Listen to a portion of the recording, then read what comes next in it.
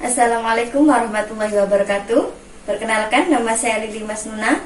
Nomor induk mahasiswa 837444436. Di sini saya akan melakukan praktikum IPA modul 3, kegiatan praktikum 1, percobaan ke-1, yakni pengelompokan bahan makanan. Tujuan praktikum ini adalah dapat mengelompokkan bahan makanan berdasarkan zat gizinya. Selamat menyaksikan.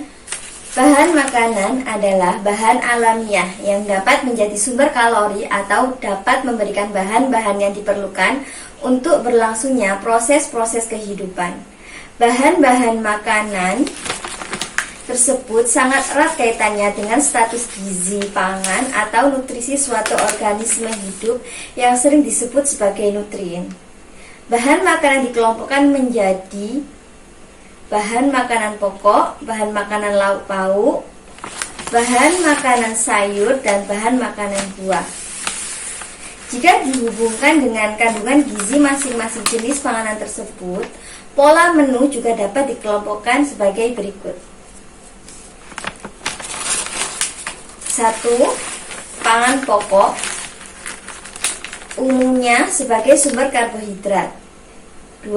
Lauk pauk sebagai sumber protein hewani atau nabati. 3. Sayuran dan buah-buahan sebagai sumber vitamin dan mineral. Cara kerja pada praktek ini adalah 1. Kumpulkan bahan makanan sebanyak 20. Di sini saya sudah menyiapkan 20 bahan makanan, yaitu ada terong, ada kacang panjang,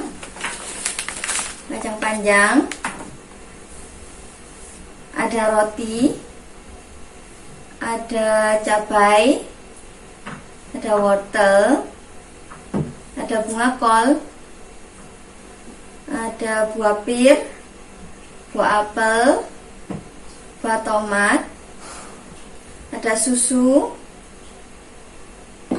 ada beras, ada jagung, mentimun, kubis. Lalu di sini ada jamur, tempe, tahu, telur, udang, sama daging ayam.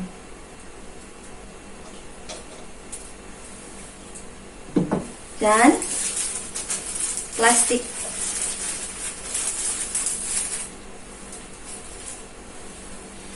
Cara kerja yang kedua yaitu kelompokkan masing-masing bahan makanan tersebut ke dalam kelompok karbohidrat, protein, lemak, dan vitamin. Di sini saya akan mengkelompok-kelompokkan bahan-bahan makanannya sesuai dengan zat gizinya, yaitu karbohidrat, protein, lemak, dan vitamin. Namun sebelum itu saya akan masukkan ke dalam kantong plastik ini terlebih dahulu. Setelah dimasukkan ke dalam wadah plastik seperti ini, kemudian saya akan mengelompokkan ke-20 dari bahan makanan ini menjadi kelompok karbohidrat. Ini ada tulisan karbohidrat, kemudian protein, lemak, vitamin. Saya akan mengelompokkannya.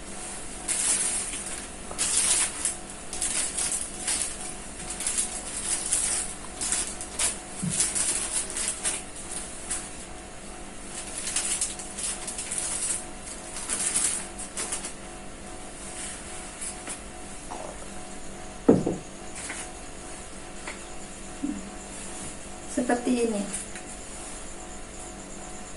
Yang pertama yaitu kelompok dari karbohidrat. Pada kelompok pertama karbohidrat saya ambil beras, saya taruh di belakang karbohidrat. Kemudian ada roti,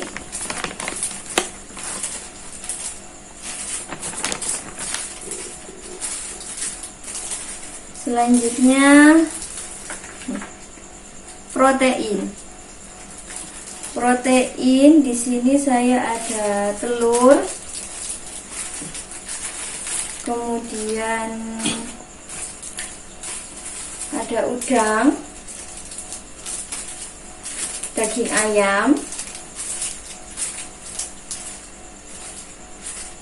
tempe, kemudian tahu. Selanjutnya yaitu lemak. Di lemak di sini saya ada susu, kemudian di vitamin.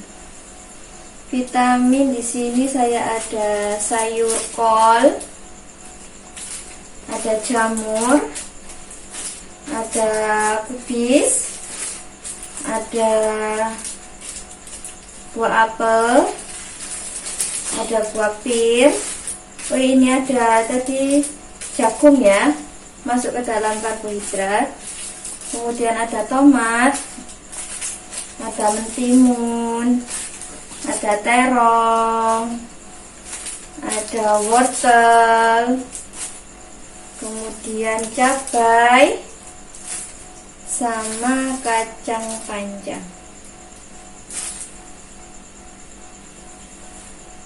Cara kerja yang ketiga yaitu catat semua data masing-masing kelompok dalam kolom yang sudah disediakan pada lembar kerja. Saya sudah menyiapkan kolom-kolomnya. Nanti saya akan centang yang termasuk kelompok dari bahan makanan ini yang termasuk dalam karbohidrat, protein, lemak atau vitamin. Untuk kelompok karbohidrat di sini ada jagung. Kita akan menulis jagung sebagai bahan makanan yang mengandung karbohidrat, kemudian roti dan juga beras. Selanjutnya adalah yang mengandung protein. Bahan makanan tersebut adalah telur. Saya akan conteng telur sebagai bahan makanan yang mengandung protein. Kemudian ada daging ayam, mengandung protein, udang, mengandung protein, tempe, protein, dan tahu. Di sini protein itu dibagi menjadi dua, yaitu protein nabati dan protein hewani. Protein nabati itu yang berasal dari tumbuh-tumbuhan seperti tahu sama tempe. Yang hewani yang berasal dari hewan yaitu berupa telur, daging ayam, dan juga udang. Untuk bahan makan selanjutnya yang mengandung lemak adalah susu. Jadi di sini hanya susu yang mengandung lemak. Sebetulnya susu ini juga mengandung lemak, protein, juga vitamin. Jadi kita masukkan ke dalam lemak. Kandungan bahan makan selanjutnya yaitu adalah vitamin. Di sini banyak sekali yang mengandung vitamin, mulai dari sayur kol. Saya akan masukkan sebagai sumber vitamin. Kemudian ada mentimun, ada tomat, cabai, wortel, terong, kacang panjang, jamur, kubis, buah pir, dan juga buah apel. Cara kerja yang keempat adalah simpulkan apa yang dapat diambil dari percobaan ini. Kesimpulan yang dapat saya ambil dari pengamatan pengelompokan bahan makanan ini ada 4 jenis zat gizi, yaitu yang pertama adalah karbohidrat. Di sini karbohidrat sebagai sumber zat tenaga. Kemudian protein sebagai zat pembangun, lemak sebagai sumber energi cadangan, kemudian vitamin sebagai zat pembangun. Sekian video praktikum tentang pengelompokan bahan makanan. Terima kasih telah menyaksikan. Wassalamualaikum warahmatullahi wabarakatuh.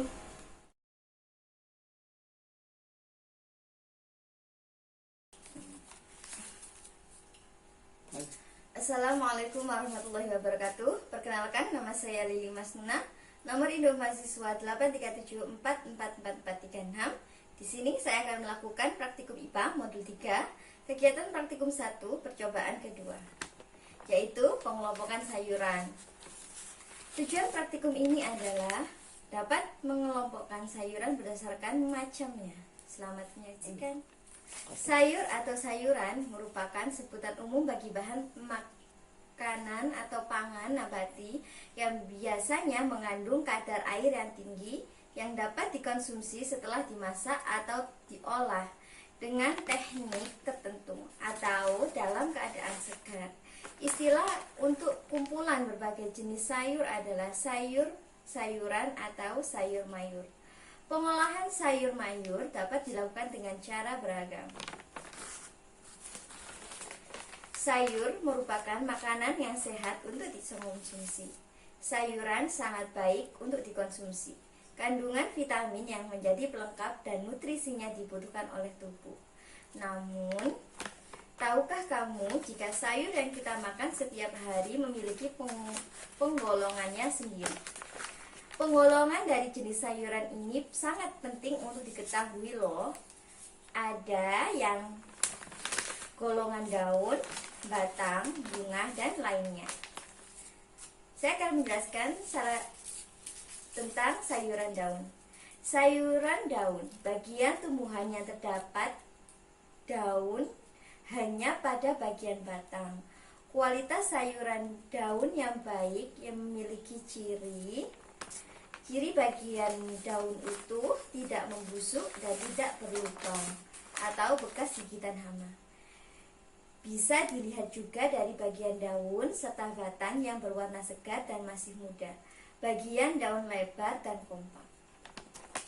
Contohnya, jenis sayuran daun adalah ada sawi, bayam, kangkung, kubis, kol, dan daun singkong.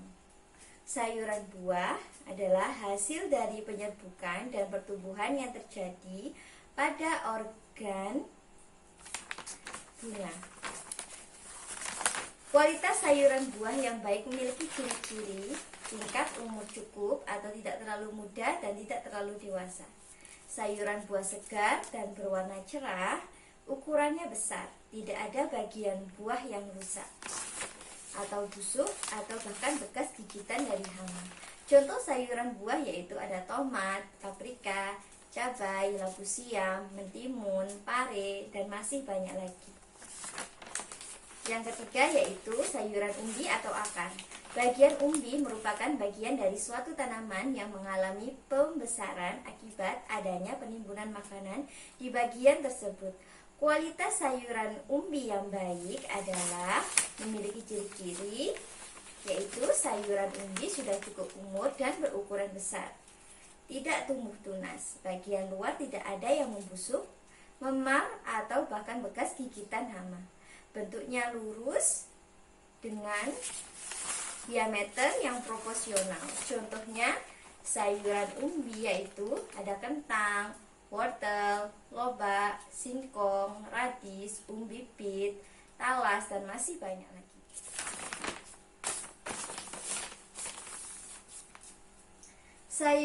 Yang keempat adalah sayuran polong atau kacang-kacangan. Jenis sayuran polong atau kacang-kacangan adalah kualitas sayuran kacang yang baik, yang memiliki ciri sebagai berikut. Sayuran tidak tua, kulit buah masih lurus, dan benjolan biji belum tampak. Bentuk buah besar dan lurus. Warna buah tampak segar, tidak ada bagian yang busuk dan bekas gigitan hama. Contoh sayuran polong yaitu buncis, kacang panjang, kacang merah, kedelai. Sayuran batang atau tunas, yaitu sayuran yang bagian dari tumbuhan yang terdiri dari buku dan ruas. Buku adalah tempat menempelnya daun. Kualitas sayur batang yang baik memiliki ciri, yaitu umur batang masih muda, warna sayuran muda, cerah dan bersih, tidak ada bagian-bagian yang busuk atau digigit hama. Contoh sayuran batang adalah rebung, asparagus, batang seledri, kailan, adas, kecambah, atau tauge. Cara kerja pada praktikum ini adalah: 1. Kumpulkan 20 macam sayuran. Di sini sudah ada 20 macam jenis sayuran. Di sini saya sudah menyiapkan 20 sayuran, yaitu ada terong, ada mentimun, kemudian ada kubis, ada bayam, kacang panjang, daun ubi, kemudian kangkung, bayam, sawi putih,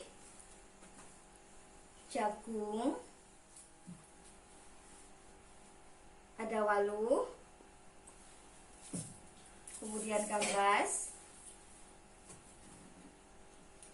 ada kecambah atau tauge, tomat, cabai, wortel, buncis, kacang tanah,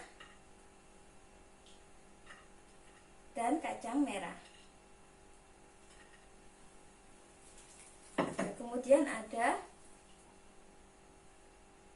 kol.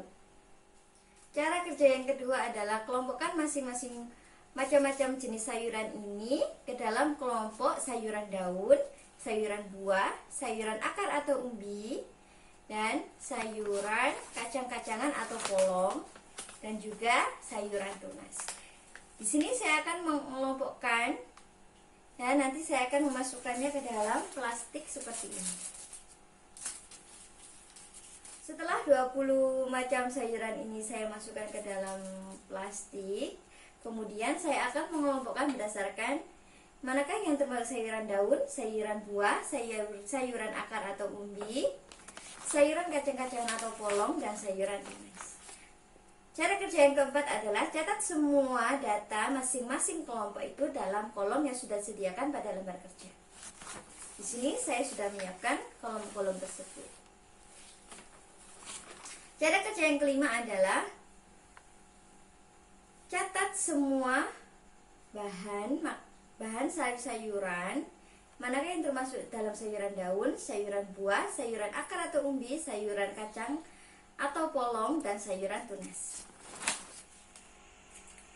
Kemudian saya akan mengelompokkan macam-macam sayuran ini menjadi 5 kelompok, yaitu pertama sayuran daun, sayuran buah, sayuran akar atau umbi, sayuran kacang-kacangan, kemudian sayuran tunas. Yang pertama adalah sayuran daun, ada kubis, sawi putih, kemudian kangkung, daun ubi, bayam, sawi, kol. Kemudian sayuran buah, ada gambas, wortel, tomat, kemudian jagung, terong, lobak, cabai, dan juga mentimun. Kemudian yang sayuran akar atau umbi, di sini ada wortel. Kemudian sayuran kacang-kacangan, ada kacang tanah, kacang merah, kacang panjang, sama buncis. Kemudian untuk sayuran tunas di sini ada tauge atau kecambah. Selanjutnya saya akan memasukkannya ke dalam tabel. Untuk sayuran daun ada kol, kemudian ada kubis, ada sawi, bayam, daun ubi, kangkung, sawi putih.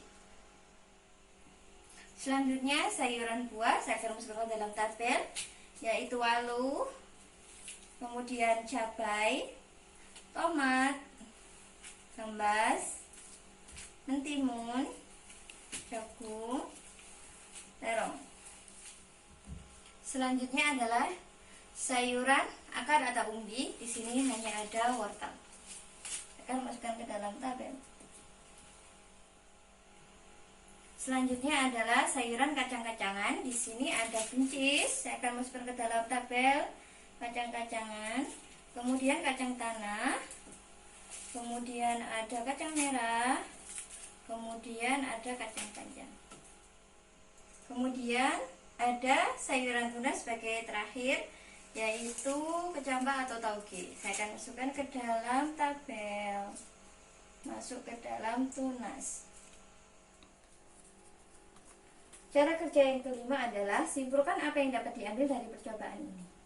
Kesimpulan yang dapat saya ambil dari pengamatan pengelompokan sayuran dapat dikelompokkan menjadi 5, yaitu sayuran daun, sayuran buah, sayuran akar atau umbi, sayuran kacang-kacangan atau polong, dan juga sayuran tunas.